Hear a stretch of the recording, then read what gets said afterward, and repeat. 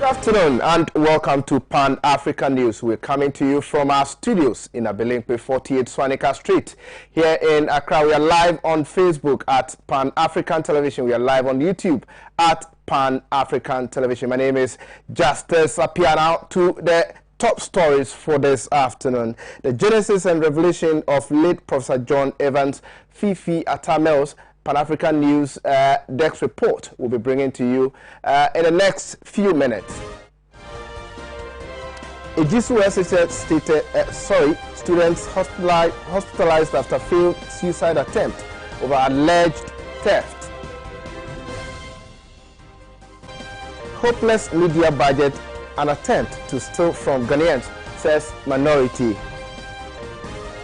Details of these stories, including business, sports, entertainment, and international stories, will be brought to you for the next 1 hour. We're going for a short break. We'll be right back.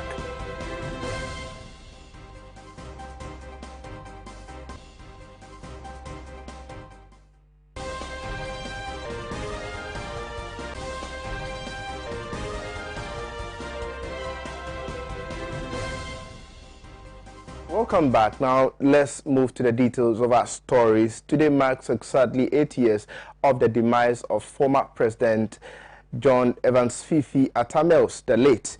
Pan-African Television News Desk look at the report on former President Mills and his elevation to vice presidency, which is indeed a remarkable story loaded with sheer audacity and divine favor. Let's have a look at that. The National Democratic Congress in 1996 constituted a search party to look for a man of impeccable character, either from the academia or business community, to partner then President John Rawlings, who fell out with Cole in Kansan Aka. Professor Mills vied for the vice-chancellorship of his alma mater and lost by a single vote, and later submitted his resume for appointment as Executive Secretary of the Commonwealth Association of Tax Administration headquarters in London. Professor Mills' fact file date of birth, July 21st, 1944, Takwa, father of John Evans Mills, Mercy Anowa Dawson, mother. His educational background was at the Achimota College in February 15, 1957 to 1963, assigned to John Gadbury House and appointed Games Prefect, enrolled at the University of Ghana and proudly resided at Legon Hall, backed a Bachelor of Law degree and proceeded to the London School of Economics and his Master of Law degree, and finally to the School of Oriental and African Studies, University of London, for his PhD. He is the third Ghanaian after Dr. Mike Abu Sakara Foster and Dr. Kwabena Dufour to grab a PhD at the age of 27. On October 9, 1969, he was called to bar and later joined the law firm of the late Isaac Emisa Edu. He lectured at the Law Faculty of the University of Ghana for 25 years and also distinguished himself in public service, serving as board chair of the National Sport Authority, vice president of the Ghana Olympic Committee, vice president of the Ghana Hockey Association, chairman, Black Stars Management Committee, Board of Directors, Accra House of Oak, Board Chair Internal Revenue Service, and later Commissioner Internal Revenue Service, 1993 to 1996, as Vice President from 1997 to 2001, and President in 2009 to 2012. He then joined his ancestors on 24th July 2012 at the 37 Military Hospital in Accra, 3 days after his 68th birthday, whilst in office as President of the Republic of Ghana. Although the cause of the death was not immediately released, he had been suffering from throat cancer.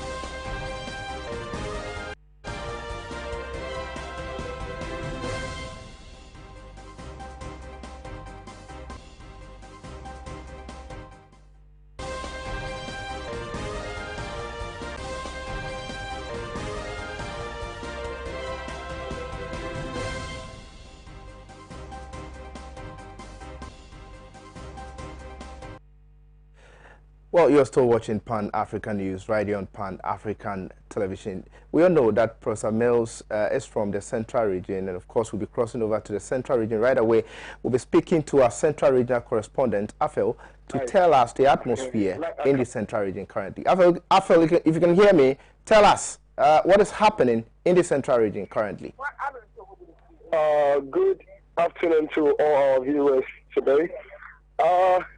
Because today we will be talking about our fancy man from the Central Region, I'll be so much happy if you permit me to speak to you, sir. Come again? Hello? Yeah, I can hear you. Go ahead. Okay. On the 24th of July, 2012, in a former president, Appiah, President, hello, Appiah, can you hear me? It was very sad. Initially, not news, you know, incident so out fully there. The president has passed out. Oh, you know, it was a big blow for everyone. People couldn't believe. People said pain, not because he was a president of Ghana, but then they said the 8 years ever since he died, we moved around to talk to some people to know if even they know that Appiah died just 8 years today. So if you permit me, I have some few people here. I would love you to talk with them. Go ahead. Ma'am, good morning. Good morning.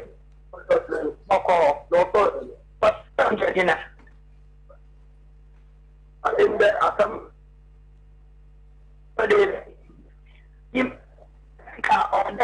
Banoroto and Tizuma will be out today. Appiah so we never see the giant central region for way in the yes, about you, baby. I have one madam also here who wants to talk to us. Good morning. Good morning. What's up to them? I'm in the oil also on your to the Benefino. In the president Appiah, oh, you know, 8 years ago. What's in today in the WDB at our kind of end? Daddy, yeah, actually, that is the man called it. We see you. It's then all the way. Why can't we are to say, I have a center for the way you know. What kind of BBL? Into the mother way and the on thank you so much. So this is some accounts from some of the people, I mean natives from the Central Region. But today, as 8 years marked today, we wanted to get to the family house and speak to some people, but we learned when we got there, they have moved to Anglican Church in the Central Cape Coast to celebrate his Mass today. Where exactly are you right now? Come again? Where exactly are you right now? Hello? Where exactly are you now? I'm currently at the cathedral at the Kotokroba. Oh, okay. All right. And when you went to the family house, what did they tell you? You were telling us what happened over there. We were told they headed to the church for his morning mass today. Before the family will be sitting down and be waiting for some people that will come there to celebrate the 8th year ceremony with the family. All right, okay. Thank you so much, Appiah, for speaking to us. We'll come to you for more updates. Well, today marks the 8th, year that former President John Evans Fifi Atamels passed on, unfortunately. The National Democratic Congress today is having a ceremony. They are laying the wreath. We are trying as much as possible to get to some party executives to talk to us on what is happening with regards to the wreath laying today. As and when we get any of the executives, we'll be speaking to them on Pan-African News. Away from that, a second-year student of the Jesus Secondary Technical School has been hospitalized after drinking liquid soap in what is believed to be an attempted suicide on campus. This was after an assistant headmaster locked him up with a colleague overnight in his office for stealing the school's electric stabilizer on Tuesday night, July 21, 2020. According to school authorities, the two were brought in by a taxi driver who allegedly caught them climbing over the school wall with a machine. The assistant headmaster Kofi Appiah said that he asked the students to strip naked, leaving only their underwear, and locked them up in his office until the next day because they were not forthcoming with information. Shouts by the colleague from inside the office attracted attention of staff and students who found the victim foaming from the mouth. The victim is receiving treatment at the Ijeso Government Hospital. School authorities have reported the incident to the police.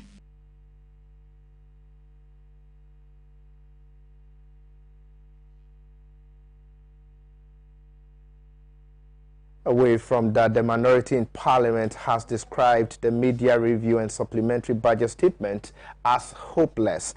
Ken Ofori-Atta, the finance minister, in his presentation announced measures aimed at stimulating the country's economy amidst COVID-19. The minister announced a reduction in CST from 9% to 5% and an insurance scheme for workers who have been laid off as a result of a pandemic. He said the president is expected to, in the coming weeks, launch a 100 billion Ghana cedis COVID-19 development program. The 3.5-year program is targeted at supporting businesses that may have suffered from the coronavirus pandemic. Mr. Ofori-Atta ended with a request for approval of over 11.8 billion cedis as supplementary budget. But in a reaction, the minority in Parliament accused the minister of presenting NPP's 2021 manifesto under the guise of mid-year budget review. Member of Parliament for Bolgatanga Central, Isaac Adongo, said the entire presentation by the finance minister was very disappointing and a clever attempt by the government to steal huge sums of money from the state. Can you now see when they come dressed in white and quoting the Bible what they do with the figures? When I call them Piccadilly, you don't understand. These are clever accountants who know how to steal your money. So in total, about 12 billion of the money that they want to spend, they have suppressed the expenditure from the budget. So you don't see the expenditure. So in actual fact, the deficit that they are estimating for 2020 is 15.6% of GDP and not 11.8% of GDP. Take this from me, and I throw this challenge to anybody in government to face me on these numbers. Again, I want you to recall that the same page. How on earth can somebody raise revenue of 53 billion and borrow 56 billion? I have never seen it before in my life. So Nana Danko Akufo-Addo and Ken Ofori-Atta and your family, what is our crime? That you would borrow and spend 56 billion and you are struggling to hide it from the people of Ghana. And the hospitals now they are 111 and you are now going to spend 600 million. Are you going to build chicken coops for us? Hen coops. The total amount of money out of the 11.8 billion he is able to account for in this document amounts to only 5.3 billion. Not even half of the money he wants. So how on earth can you be coming for supplementary budget of 11.8 billion? And you don't know what you are going to use it for. Now he's going to sleep over it. Think about the lie you come and tell the finance committee and then get 11.8 billion. But as at the time he was coming here today, he only has expenditure to the tune of 5.3 billion, and the minister is asking for 11.8 billion. That is the most clever accountant that I have ever seen in my entire life. And these are the kind of people who collapse the financial sector of the world. Hassel Atoforsen, former deputy finance minister, also reacting to the budget statement, tagged it as a document filed with manifesto promises. We cannot, as a government, come to office with a public debt amounting to about 120 billion and increase it to 280 billion with very little to show. Yet, you have had resources in excess of 300 billion Ghana cedis in your disposal, and yet they could not tell us anything. What surprises me today is that the minister responsible for finance has said that His Excellency the President is coming to inaugurate a new program on the coronavirus alleviation program, 100 billion Ghana cedis. Apparently, if you are to look at the budget statement, paragraph 412, this program will actually start from the year 2021 and end in the year 2023. So clearly, this is not the time for him to announce this. It is a manifesto pledge. And in fact, what we have here, the media review document, is not for manifestos. It's for him to review the existing budget, not for him to come and read to us a new budget. But what we are saying, he's not only reading a new budget, but what he has done indeed means that he has actually introduced manifesto promises into the official document. I'm surprised, and I'm actually urging the ordinary Ghanaian to be mindful that this media review brings about nothing.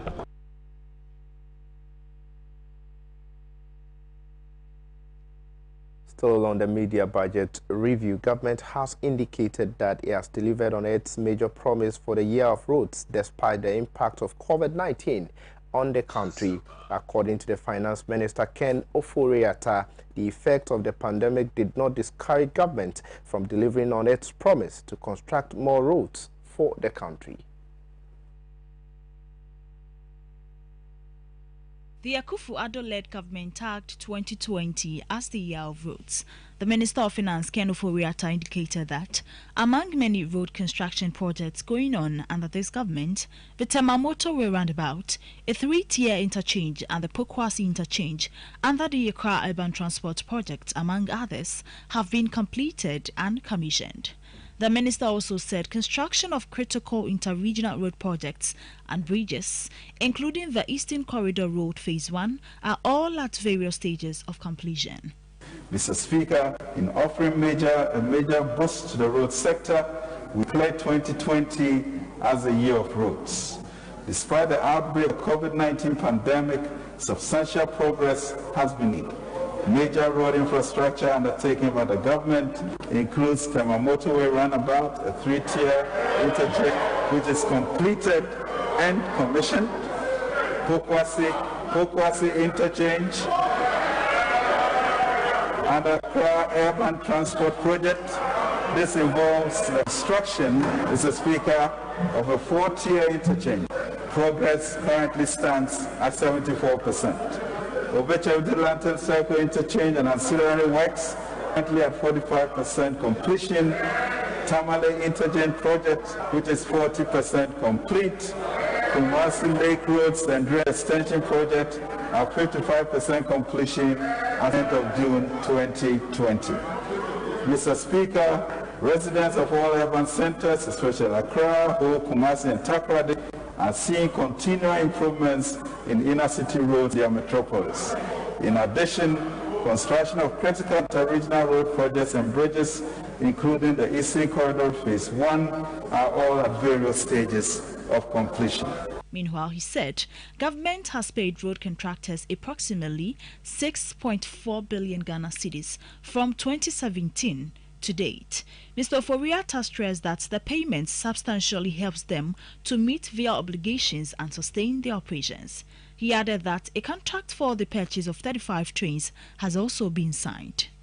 Road contractors have seen increased payment of claims by government. We have paid road contractors approximately 6.4 billion from 2017 to date. That substantially helps them to meet their obligations and sustain their operations. Mr. Speaker, we set out to modernize the railway system and effectively replace the colonial rail layout.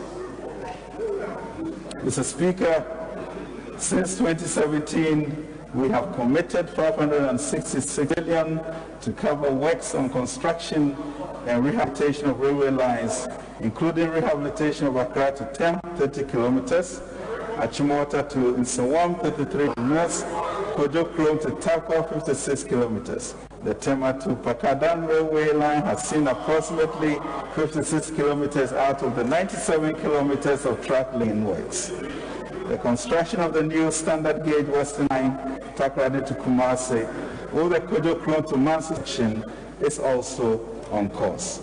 Mr. Speaker, as a real minister would say, the fundamentals are strong.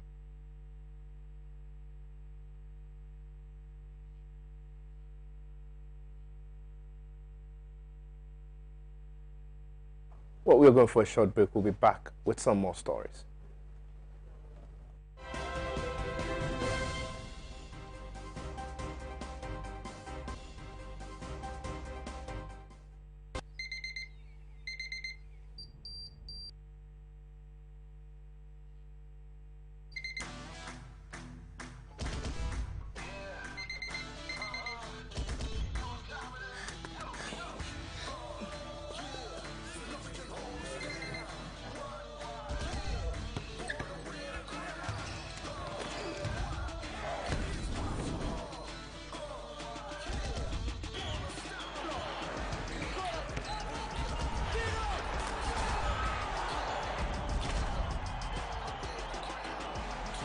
Breakfast a day, every day. Every day.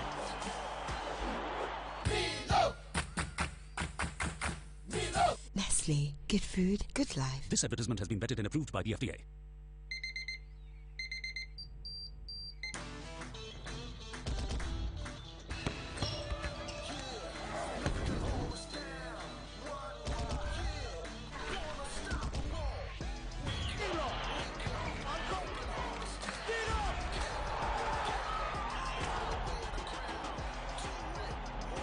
Breakfast a day, every day.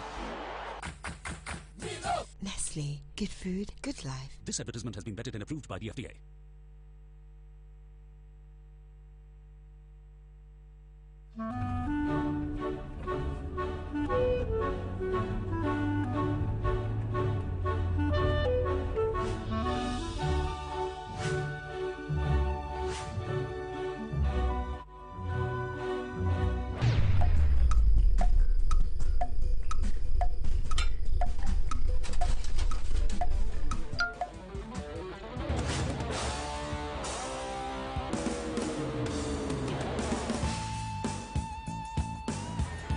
Oh, it's incredible! Bang on target!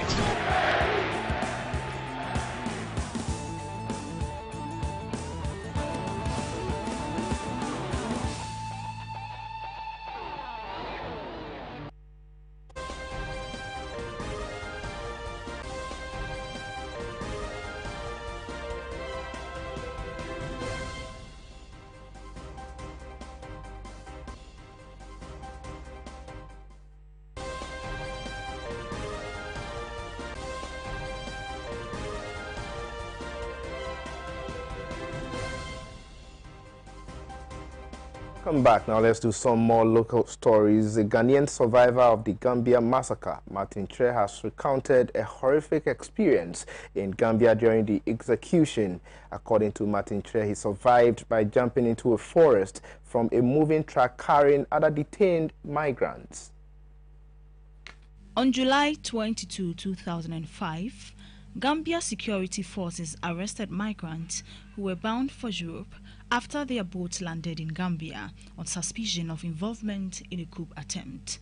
Over the next 10 days, almost all the migrants, including about 44 Ghanaians, 9 Nigerians, 2 Togolese, and nationals of Cote d'Ivoire and Senegal, plus 1 Gambian, were killed and dumped in wells in Senegal. On this, in Banjul cells, one night they came for us to uncompleted building. Later, 3 soldiers with gun, cutlasses, they came in and said, you people must go and dress. We are going to release you. So you go into your bag, you take whatever you have. Outside, they take off your shirt, they slip you naked, tie your hand at your back with wire, 4 in 1, and they push us into one white pickup. The officer came, if you don't want to die, don't jump from this pickup. So they sent enough direction from Banjul. We have Ghanaians, we have Togolese, we have 1 Nigerian, and we have Gambian in our batch. We are 8 in number. So while we are going, the Nigerian guy was a Muslim, so he was praying, Allahu Akbar, Allahu Akbar, and they stopped the car. Who is that? And they used the cutlass to butcher the guy's backbone here. They just cut it once, and the guy was, not able to breathe again. Just breathe on, he just relaxed and nothing happened again. In the forest, they took all our bags and they sent into the forest while Ajamu was seriously take his shoulder here. Though the shoulder was not completely off, the man used the cutlass to puncture his shoulder here, and this man was completely lose all his teeth in his mouth.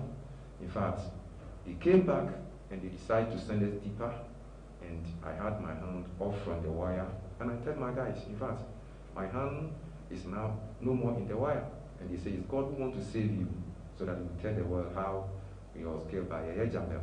So I jumped to the forest, and I ran 4 or 5 days to Casamas, and I ran for my life till today. Families of Ghanaian victims have called for Ghana government to investigate and prosecute those responsible for the killings under its laws against enforced disappearances. Meanwhile, Martin Chua disclosed that he's been fighting for the past 15 years for justice for his fellow companions who were killed. He also called for the release of all funeral funds to the affected families and prosecution of Yaya Jammeh. Foreign minister at that time was now our president. He was the first person the whole nation sent to go for Ghanaians who have been suffered in the hands of Yaya Jammeh.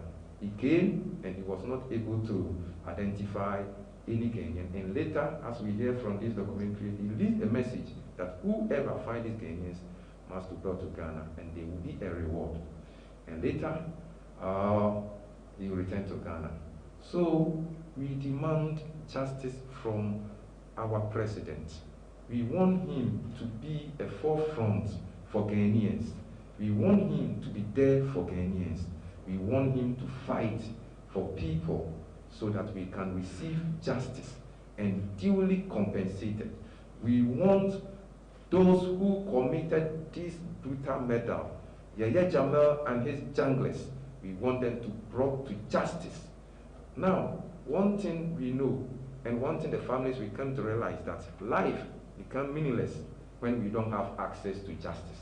So we want everybody, including media here, to support us, to fight. Today is in Gambia. Tomorrow, maybe it may be in Burkina Faso.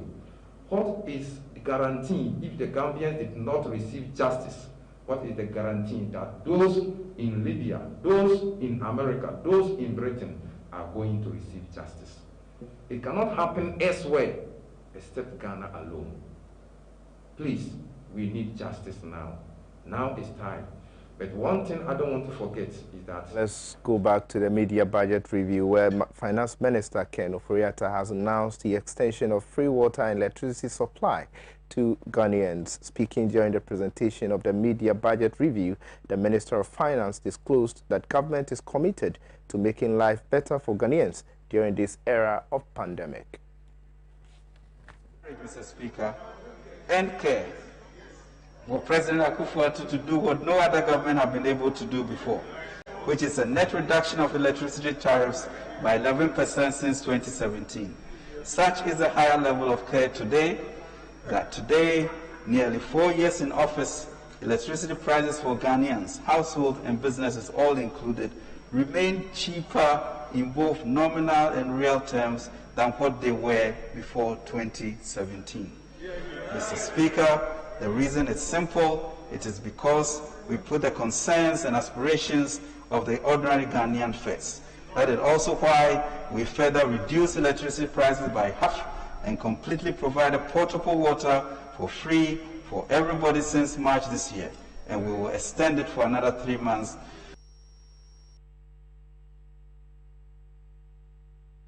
Now on health today, let's look at why the need to exercise. Exercise is an activity that is intended to improve physical or sometimes mental strength and fitness. Exercise, which is good for the body, also optimizes humans' health. Our help desk put together a report on this. Regular exercise is good for the human body. It is believed that regular exercise with good diet helps prevent many diseases and weight loss. Exercise strengthens your heart and improves blood circulation in the body. It reduces the risk of heart diseases and increases the blood flow that raises the oxygen level in the body. Exercise improves one's mental health and mood. It also helps keep one thinking, learning, and judgment skills sharp as he or she age. Exercise stimulates your body to release proteins and other chemicals that improve the structure and function of your brain. Regular exercise can help kids and teens build strong bones. Doing muscle strengthening activities can help you increase or maintain your muscle and strength. It reduces your risk of some cancers, including colon, breast, uterine, and lung cancer.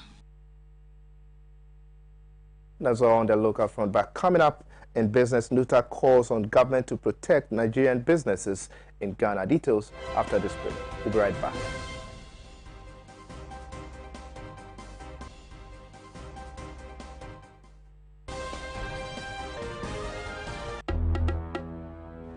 Hello? Okay, why? My wife comes and send a message you. Your office is going to move. Hello? I didn't know. What's happened? It's a child who will be a quiet say what? I dare say, besides, friend, I'm so young. You are not testing messages here. And our office also. I'm still a diamond. She says, I mean, so we a guy man, and may young who could look cry. And also wants a family drilling company limited for Ghana. What's it name? Family Drilling Company Limited. Ye two borehole, biofuel, biogas, swimming pool, plumbing works in Naso, ye be, Frey 0240 333 111 and NASA 0244 144 822. Me and Pa and you want swimming pool on me fee. Me want to will be BA. Family drilling now. Family drilling. Me out with that shit.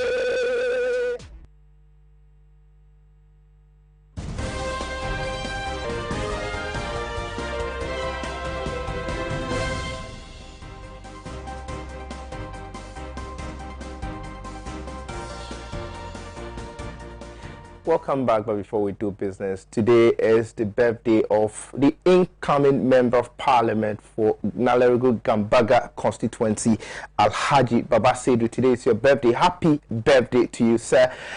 You'll be crowned come 2020 in the upcoming elections. Alhaji Baba Seydou, incoming Member of Parliament for Nalerigu Gambaga constituency.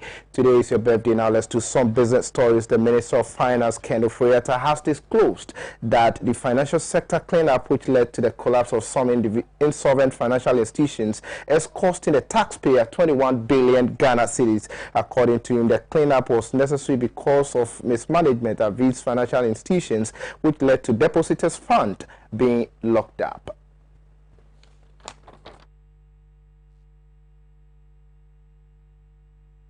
Presenting the media budget review yesterday in Parliament, the Finance Minister Ken Oforiatta indicated that timely intervention under this administration resulted in the saving of these locked-up funds in the failed banks. Providing a breakdown of how the 21 billion Ghana cedis was spent, Mr. Oforiatta stated that as at the end of the first quarter 2020, a total amount of 13.6 billion Ghana cedis, 3.5% of GDP, has been spent on the resolution of failed banks, specialized deficit-taking institutions (SDIs), microfinance institutions (MFIs), the establishment of the Consolidated Bank Ghana Limited (CBG), and as well as the capitalization of a Ghana Amalgamated Trust (GAT). Additionally, Mr. Oforiatta said an amount of 5 billion Ghana cedis was spent on the President's directives to fully pay all depositors whose funds were locked up with the failed SDIs and MFIs. He said this brings the total expenditure on financial sector interventions as of June 2020 to 18.6 billion Ghana cedis, 4.8% of GDP. Mr. Oforiatta added that government has also committed an amount of 3.1 billion Ghana cedis, 0.78% of GDP, towards supporting investors in failed asset management companies regulated by the Securities and Exchange Commission, SEC. Now we've been joined on phone by Alhaji Baba Seydou, parliamentary candidate for Nalergu Bangaba constituency on the ticket of the National Democratic Congress. He's joined us on phone right away. Good afternoon, sir. Good afternoon.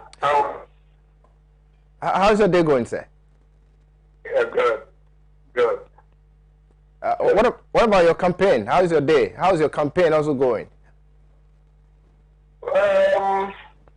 At the moment, I'm not on a campaign trail. Fortunately, today is my birthday. So I decided to take some time to work with my staff. So at the moment, I'm not on a campaign trail. But my team is on the ground, and they're working very, very well. Everything is under control. Very well. Briefly, what will be your take on the voters registration exercise going on currently? Sorry. Well, it's going on well. Besides the initial challenges that we had, at least for now, it's going on well. Our team is on the ground. They are making sure that the education is going on well and the people are coming out to register. So at the moment, things are going on well, and we're happy that our team are working on the ground and they're able to get people out to come and register. You know, the power is in their thumb. They cannot use their power if they don't register. And this is the kind of education that we give to them, and they're motivated to come out in their numbers and register. And that is exactly what we're seeing in my constituency. Have you also experienced people being bussed to your constituency to register? Come again? Well, we've had issues of people being bussed to some constituencies to register. What's the case in your constituency? We had that experience because at the initial stages, one VIP bus carrying close to 58 people were en route to the Bunkuru constituency. And we managed to trap them. We asked them what they were going to do. They said they were going to register. These guys are not indigents of Bunkuru, neither are they indigents of Nalergu. So we advised them to return to where they were coming from. If they are indigents and they are asked to come and register, we don't have a problem. But to pick somebody who doesn't come from that place to come and choose a leader for us, we don't accept that one. Very well. And that is exactly what we did. We got them to return. Okay. So for now, as far as my constituency is concerned, we are on top of issues. We'll call you again on this matter. But before I let you go, Alhaji, what would you say? Today marks the 8th year of the demise of former President John Evans Fifi Atamils, the late. What would you have to say? Well, we can only say a prayer for him now. If you have $1 million to give him, he's nowhere to be found. We can only send a prayer to him so that the Almighty God will take care of him and keep him as the most appropriate place. This man was a gem to us, not only in the fraternity of NDC, but in Ghana as a whole. So, and his tutelage, his teachings, and his values and aspirations are still alive, even though he's gone. And we appreciate what he did for us in Ghana. We appreciate what he did for us in NDC, and we pray to the Almighty God to keep him well until we meet one day. On behalf of the entire crew here at Pan-African Television, we say happy birthday to you, Alhaji Baba Seidu, incoming Member of Parliament for Gambaga Nalergu constituency. Thank you so much for speaking to us. Thank you so much for your time away from that. The Nigerian Union Traders Association of Ghana, NUTAG, has responded to Ghana Union Traders Association, GUTA, over immediate closure of shops belonging to foreigners at Kwame Nkrumah Circle here in Accra. The Ghana Union Traders Association, in a press release issued on July 21, 2020, demanded the closure of over 720 illegal shops belonging to Nigerians in the country.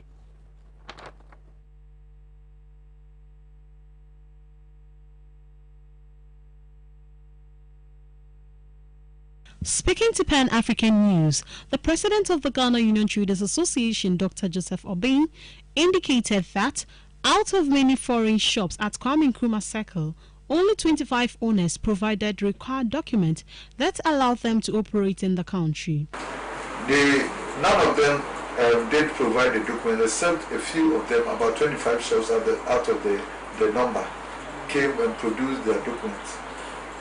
So after the lockdown, the exercise had to continue.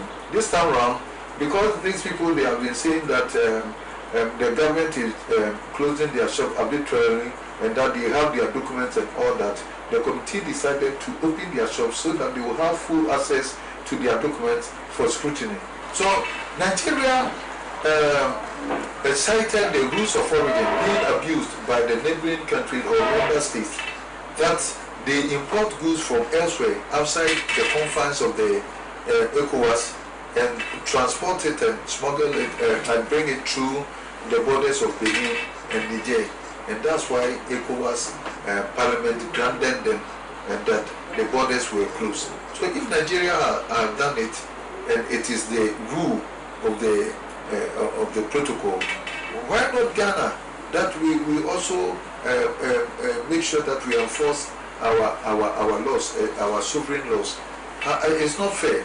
It means that the locals are just not being protected as they should. And this one is not somebody's doing. The law was there even before Guta was even formed. The president of the Nigerian Union Traders Association of Ghana, NUTANG, Chief Chukwemeka Nnaji, on the other hand, pleaded with the leadership of the Guta to be considerate in their decision since both bodies do not operate in the same category.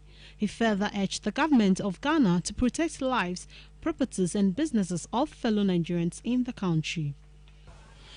Yes, I really have not much to say because we and Guta are not operating in the same category. They are living in their country and we come from another country. Though we are citizens of ECOWAS, and I think we should have a common concern about issues. But the way Guta have chosen to go about things, I don't think we have anything much to say to them than to plead with them not to hurt any Nigerians that are living in Ghana.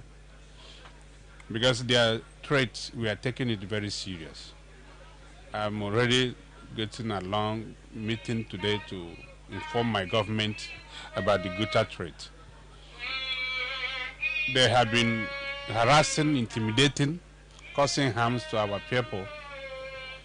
And they continue doing this. And it seems like the government are not paying much attention in the protection of lives and properties of Nigerians living in Ghana.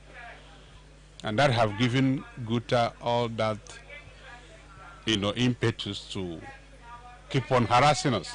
It's quite unfortunate. Yes, I'm calling on government of Ghana to protect the lives of Nigerian traders and their properties in Ghana. And also to my people to be calm. I know they have passed a lot. I know what they have went through. But I'm telling them that our government is up on this game. I spoke with the High Commissioner representative here. I've also communicated to National Association of Nigeria Traders, Barrister Ken Okoha, who is aware of what is happening. Even the press release, I have sent it to him. And he promised that he's sending it to the government straight. So I'm saying to Ghanaians that are patronizing us to have faith in our goods, that we are doing what we know best to do. And I think it's a time that many Ghanaians should speak their mind, telling Guta to stop harassing Nigeria traders and stop intimidating us. We are West Africa citizens and we have the right to do business here in Ghana just like Ghanaians can do in Nigeria.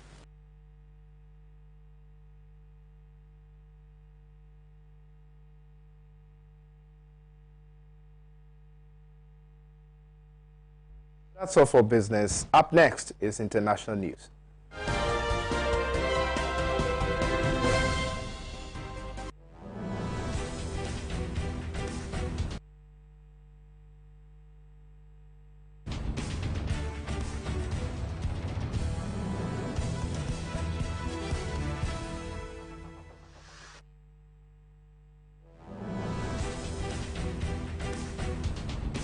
Welcome back. Now let's do some international stories. On July 18th, Saturday, a massive anti-imperialist demonstration was held in Clermont-Ferrand, France, denouncing the French imperialist maneuvers in the African countries. The demonstration was attended by various anti-imperialist groups, including Jeunes Communistes, Jeunes Communistes 13, Jeunes Communistes du Bas-Rhin, Jeunes Communistes de la Loire, Communist Youth Union, the Union des Jeunes Révolutionnaires, UJR France, Youth Communist of Belgium, JCB, Organisation Démocratique de la Jeune du Burkina Faso, ODJ, Frappe France de Guerre, Sudanese Communist Party SCP France, and the Association des Étudiants Burkinabé in France. The protesters have put forth various demands, including the end of a CFA France and the ECO project, the end of the French wars in Africa, the withdrawal of French troops from the continent, the closure of French military bases, and the return of Africa's wealth to workers in Africa. Towards the demonstration, the participant groups have issued a joint statement stating that they condemn French imperialism and affirm their resolve to fight alongside the people of Africa against the barbaric social order imposed on them by the bosses and the French state. Throughout Central and West Africa, workers are still deprived of their riches, sovereignty, and dignity by capitalists, mainly French, with the help of their state and local accomplices. French capitalist monopolies impose their dictatorship, exploit women and men in conditions close to slavery, plunder riches, impoverish the soil, deprive African women and men of access to the most basic social needs such as water, housing, or energy. When workers in Africa seek to rise up against imperialist barbarism, they are violently repressed, sometimes directly by the French army, they added. In the demonstration on Saturday, representatives of the Young Communists of Belgium have denounced the past and ongoing imperialist interventions by Belgium on its former colonies in Africa. France has been very instrumental in several ongoing imperialist conflicts in Africa, and several French enterprises have been continuing their plunder in their erstwhile colonies and other parts in Africa. Since 1945, French colonies in Africa have been having franc on the French colonies in Africa as their currency, and now also such former colonies continue to use this colonial relic modified as franc of the financial community of Africa. Around 8 West African countries continue to use West African CFA franc, and 6 Central African countries use Central African CFA franc. There is a proposal to introduce a common currency named ECO by merging with the West African CFA franc for the Economic Community of West African States, ECOWAS.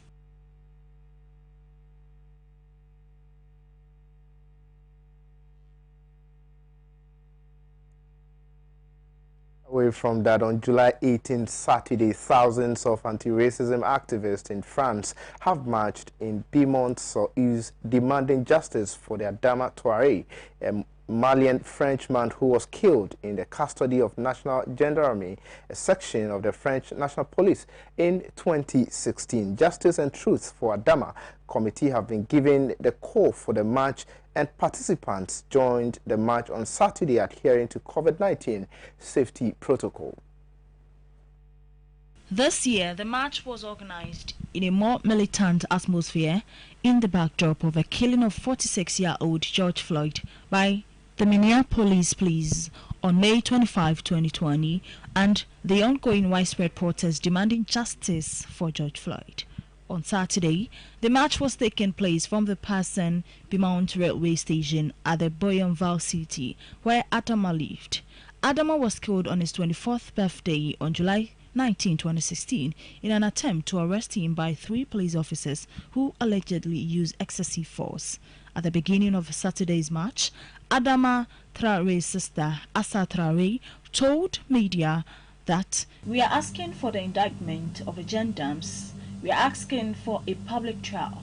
She also called for the reclassification of the facts as international homicide and the disqualification of an investigating judge in charge of the investigation.